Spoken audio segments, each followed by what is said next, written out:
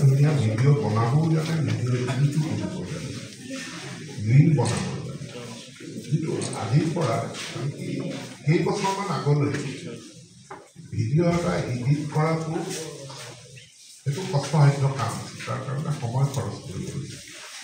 এতিয়া ভিডিঅ' এটা মোবাইল ফোনতে এডিট কৰিব লাগে, তাতে ধুনীয়া ৰীল বনাব পাৰে, তাত মিউজিক সংযোজিত কৰি দিব পাৰে। গতিকে প্ৰযুক্তিৰ পৰিৱৰ্তনটো বৰ্তমান যুগত অতি গুৰুত্বপূৰ্ণ। এই কথাটো আমি সকলো সময়ত মনত ৰখা দৰকাৰ। হাতৰ আখৰ এনেও ধুনীয়া হ'ব লাগে, কিন্তু আমি পদ্ধতিগতভাৱে হাতৰ আখৰ লিখিবলৈ আমি পদ্ধতিগতভাৱে সৰুতে লিখিকাৰ ফলস্বৰূপে পিছত কি হয়, আখৰকেইটা কাউৰী ঠেঙীয়া তাৰমানে কোনফালৰ পৰা পাঠটো আৰম্ভ কৰিব লাগে আমি জনা আমাক শিকোৱা হোৱা নাছিল, যাৰ ফলস্বৰূপে বহুতৰ মানে হাতৰ আখৰ কি লিখিছে ধৰিবই পৰা নাযায়। ডাক্তৰসকলৰ বিশেষ বদনাম, এইটো ফাৰ্মাচিষ্টে বুজি পায়, বেলেগে ডাক্তৰসকলৰ আখৰ বিভিন্ন কাৰণৰ ভিতৰত এটা কাৰণ উদ্দেশ্য। কেতিয়াবা কি হয়, আমি শব্দটোৰ সঠিক স্পেলিংটো নাজানো। আই এটা আছে, দুটা আছে, এল এটা আছে, দুটা আছে, এইটো নাজানো। আৰু ডক্তৰসকলৰ কাৰণে তেওঁলোকতো মানুহ, সঠিক স্পেলিংটো জনাটো সম্ভৱপৰ নহয়। ফ্ল'ৰ'ডায়েড'অক্সাইড এতিয়া তাত মানে এইটো কোনে দিছে, সুন্দৰ আখৰে লিখিবলৈ কাৰণে খালি শুদ্ধকৈ লিখিব লাগিব, তাত পাত মাৰি মিলাই চলি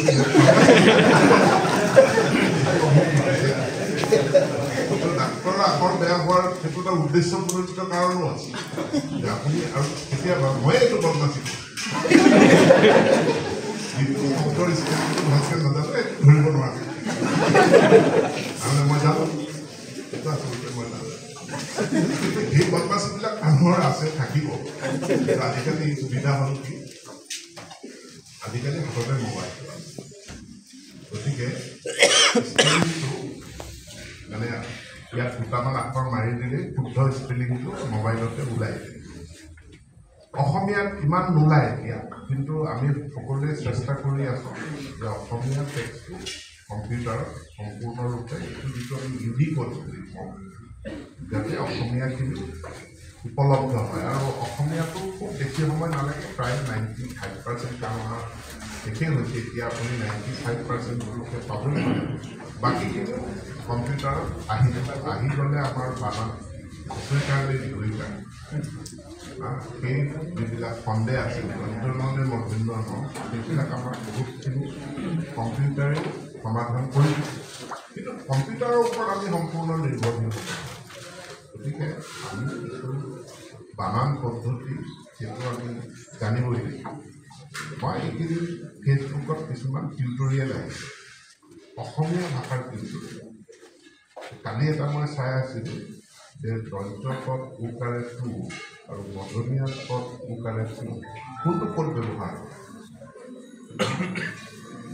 তো সেই টিউটৰ আপোনালোকেও এইবিলাক এনেকুৱা শিক্ষক হিচাপে আপোনালোকেও এনেকুৱা ৰীল বনাব ভাল ছাত্ৰ ছাত্ৰীক শিকোৱাৰ কাৰণে, কাৰণ এতিয়া ছ'চিয়েল মিডিয়াটো এটা গোটেই পৃথিৱীৰ বিশাল প্লেটফৰ্ম, য'ত মানে ভালকৈ তাক পজিটিভলি যোগাত্মকভাৱে ব্যৱহাৰ কৰিলে ই আমাৰ কাৰণে গুৰুত্বপূৰ্ণ হ'ব। তো হেণ্ড ৰাইটিং কাউৰীঠেঙীয়া হ'ব নালাগে, হাতৰ আখৰ ধুনীয়া হ'ব লাগে, যাতে সৰুতাই সুন্দৰভাৱে পঢ়িব পাৰে। কিন্তু তাতকৈ গুৰুত্বপূৰ্ণ বিষয়টো হ'ল এতিয়া AI পাৱাৰ্ড ছফ্টৱেৰ ওলালে, যি টাইপ নকৰাকৈ টাইপ কাগজ মানে এটা যদি ডকুমেণ্ট এটা দিয়া যায়, ডকুমেণ্টটো ফটো মই কেমেৰাৰে ফটো তুলিব, কিন্তু ফটো তুলি লৈ তাক মই আখৰলৈ ৰূপান্তৰ কৰি দিব পাৰোঁ। মোৰ মোবাইলতে মই আখৰলৈ ৰূপান্তৰ কৰি দিব পাৰোঁ। টাইপ কৰা আখৰৰ ক্ষেত্ৰত কোনো সমস্যা নাই। টাইপ কৰা আখৰক ফটো তুলি পেলাই আকৌ তাক হেৰি কম্পিউটাৰলৈ টেক্সটলৈ তাক কনভাৰ্ট কৰি ল'ব পাৰি হাতৰ আখৰ তাকো টাইপ কৰা আখৰলৈ ৰূপান্তৰ কৰিব মই কৰি থাকোঁ যিটো মই লিখি গ'লোঁ আজিকালি এনেকুৱা ছফ্টৱেৰ ওলাইছে মই লিখিলোঁ পেঞ্চিলেৰে কম্পিউটাৰ পেঞ্চিলেৰে মই লিখাৰ পাছত দুটা ঠিক কৰি দিলে মোৰ লিখা কথাখিনি যদি মই ভালকৈ লিখিছোঁ মোৰ লিখা কথাখিনি সেইখিনি টাইপ কৰা আখৰলৈ ৰূপান্তৰ কৰিব কিন্তু কাউৰীঠীয়া আখৰক কম্পিউটাৰে বোলে যিটো আৰ্টিফিচিয়েল ইণ্টেলিজেঞ্চকো বহুত প্ৰশিক্ষণ দৰকাৰ আৰু অদ্ভুত যেতিয়া ভুল হ'ব অদ্ভুত শব্দ বা অদ্ভুত যেনেকৈ গুগলে কিছুমান অদ্ভুত অনুবাদ কৰি নিদিয়ে আহি বাগৰি যাব এনেকুৱা অনুবাদ কৰি দিয়ে তেওঁলোক মূৰ ঘূৰাই এনেকুৱা অনুবাদ কৰি কিন্তু এতিয়া সময় বাগৰি যোৱাৰ লগে লগে অনুবাদবিলাকো লাহে লাহে পাৰফেকশ্যনত বুলি কৈ আছে এতেকে আপোনাৰ হাতৰ আখৰ এনেকুৱা হ'ব লাগে যাক কম্পিউটাৰে পঢ়িব সেইটোৱে হ'ল মূল লক্ষ্য ধুনীয়া হোৱাটোতো তাৰ এটা বেলেগ নাম আছেই সেইটো নামৰ উপৰিও হাতৰ আখৰ ইমানেই মানে সাইণ্টিফিক হ'ব লাগিব ইমানেই বিজ্ঞানসন্মত হোৱা উচিত যাতে তাক কম্পিউটাৰে পঢ়িব পাৰে আৰু কম্পিউটাৰে পঢ়িলে আপোনাৰ মেনুস্ক্ৰিপ্ট এটা যাক পাণ্ডুলিপি বুলি কওঁ পাণ্ডুলিপি এটা পোনপটীয়াকৈ টাইপ নকৰাকৈ লিপি নকৰাকৈ তাক কম্পিউটাৰৰ টেক্সটত ৰূপান্তৰ কৰিব পাৰে এই বিষয়টোৰ ওপৰত এটা সময়ত আমাৰ শিক্ষা বিভাগত ইয়াৰ গুৰুত্ব আছিল আমাৰ বহুত শিক্ষকে মনত পেলালে যে আপোনালোকৰ বাল্যকালত এই 4 লাইন 5 লাইনৰ হাতৰ আখৰ লিখা হেৰিখন দিয়া হৈছিল এতিয়া আমি প্ৰচেষ্টা চলাই আছোঁ যে আমি এনেকুৱা হাতৰ আখৰ অনুশীলন কৰা বা প্ৰেক্টিছ কৰা যিখন ছাত্ৰ ছাত্ৰীক দিয়া কিন্তু আমাৰ যি বাজেট আছে আমাৰ বাজেটত আপোনালোকে জানে যে আমাৰ যিখন এক্সাৰচাইজ প্ৰেক্টিছ টেকনো দিয়া হৈছে পৰীক্ষা দিয়াৰ আমাৰ কোনো বাজেট আমাৰ যি বাজেট আছে বাজেটটো হ'ল ফ্ৰী টেক্সট কেতিয়াবা ফ্ৰী টেক্সটবুকখন আমি দিওঁ ফ্ৰী টেক্সটবুক সকলো ছাত্ৰ ছাত্ৰী সকলো মাধ্যমতে পাবই ফ্ৰী টেক্সটবুকত মাজতে পইচা যেতিয়া ৰাহি হৈছিল তাৰ কাৰণে এই ইভালুৱেশ্যন প্ৰেক্টিছ এই ইভালুৱেশ্যন প্ৰেক্টিছ পইচা ৰাহি হোৱাৰ কাৰণে ৰাহি হোৱা পইচাখিনি যেতিয়া ইয়াৰ আমাৰ পৰিকল্পনা নাই এতিয়া মই চেষ্টা কৰি আছোঁ আইন ডিপাৰ্টমেণ্টৰ বাজেট যে আমাৰ ইভালুৱেশ্যন প্ৰেক্টিছ যাতে আমি নিয়মিতভাৱে দিব পাৰোঁ তাৰ কাৰণে বাজেট কিন্তু বাজেট ধৰা হোৱা নাই আৰু টেক্সটবুক বুলিয়েই বাজেটটো আছে আৰু টেক্সটবুকত আমাৰ এতিয়া পইচা ৰাহি নহয় দুটা কাৰণ এটা হ'ল বজাৰত কাগজৰ দাম বাঢ়িছে এইটো হ'ল প্ৰধান কাৰণ দ্বিতীয় কাৰণটো হ'ল ছাত্ৰ ছাত্ৰী গতিকে আগতে আমি যিমান পৰিমাণৰ টেক্সটবুক দিছিলোঁ তাতকৈ এতিয়া আমাৰ টেক্সটবুকৰ কোৱান্টিটিটো বাঢ়ি গৈছে সেইকাৰণেও আমি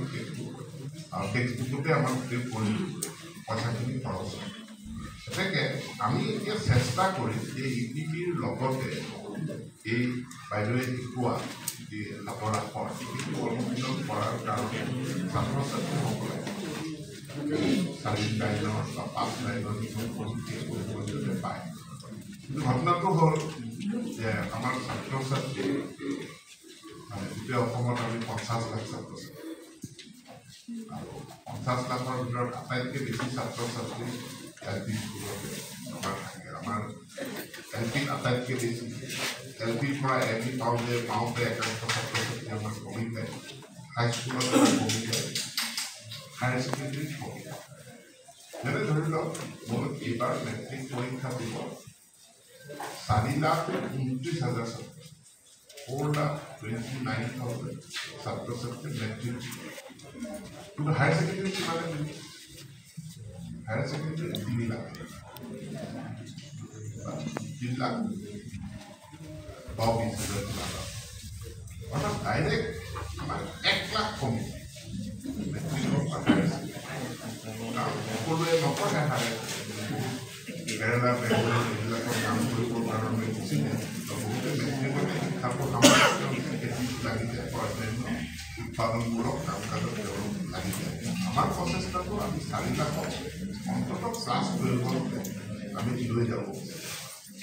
তো ছাত্ৰ ছাত্ৰীৰ সংখ্যা গতিকে আমি 5,000 আমি কমেও 20 লাখ ছাত্ৰ ছাত্ৰীৰ কাৰণে কৰিব তো তাত আমাৰ সমস্যা আছে গতিকে আপোনালোকে পৰাপক্ষত গাৰ্জেন অভিভাৱকসকলৰ লগত কথা বতৰা পাতিব পেৰেণ্ট টিচাৰ মিটিং দিয়া হয় গতিকে তাতে যাতে লোকেলি এই প্ৰেক্টিছবোৰ হাতৰ আখৰৰ প্ৰেক্টিছবোৰ সেইটো যাতে যোগাৰ কৰি ল'ব পাৰে তাৰ কাৰণে চেষ্টা কৰিম আনকি আমাৰ দিনত আমি মই সৰুতে পঢ়াৰ দিনত আমাৰ যিটো পাঠ্যপুথিৰ বেগ আছে তাত পেঞ্চিল আৰু স্কেলডাল বাধ্যতামূলক আৰু আমাক শিক্ষক শিক্ষয়িত্ৰীয়ে লাইনবিলাক নিজে টানি টানি তাত লিখিবলৈ অনুশীলন কৰে সেইবিলাক অনুশীলন এতিয়াও সম্ভৱ নে আপোনালোকৰ কেনেকুৱা লাগিছে এই ট্ৰেইনিংটো দুই এগৰাকীয়ে মাইকটো লগ কওক আপোনালোকৰ কাৰণ এইখিনি কথা চৰকাৰে পইচা খৰচ কৰিছে মই দুগৰাকী বা তিনিগৰাকী শিক্ষক শিক্ষয়িত্ৰী আপোনালোকৰ অনুভৱ এই প্ৰশিক্ষণটোৰ কেনেকুৱা পাইছে একদম সম্মুখে মই জানিব বিচাৰিম পুনৰ মোৰ মতামত এইকেইটাকে দি আপোনালোকক খুব আন্তৰিকতাৰে এই প্ৰশিক্ষণটোৱে অকল মোৰ ছাত্ৰ ছাত্ৰীৰ উপকাৰ কৰিবলৈ নহয় আপোনালোকৰ ব্যক্তিগত জীৱনতো মই জানো যে আপোনালোকৰ নিজৰ পাৰ্চনেলিটিটো নিজৰ কনফিডেন্সটো বহুত পৰিমাণে উন্নত কৰিব মাত্ৰ 3 দিন বা 4 দিনৰ কাম এইটোকে ইমান দিন কৰা হৈছে 3 দিন বা 4 দিনৰ এটা প্ৰশিক্ষণ এইটোকে আমাক কোনেও শিকোৱা নাছিল তো এইটো এটা আৰ্ট এইটো এটা মেথড এইটো এটা স্কিল আৰ্টিষ্টিক স্কিল এটা আৰু যিটো শিকি ল'লে ৰেষ্ট অফ ইয়ৰ লাইফ শুধৰণি হ'ল ভুল এটা হৈ আছে এতিয়া শুধৰণি হৈ গ'ল সকলোকে মই শুভেচ্ছা জনালোঁ আৰু প্ৰশিক্ষণটো সম্পূৰ্ণ কৰি এই স্কিলটো ছাত্ৰ ছাত্ৰীলৈ যাতে আপোনালোকে লৈ যায় দিব পাৰে সেইটোকে কামনা কৰি মোৰ বক্তব্য সামৰণি মাৰিছোঁ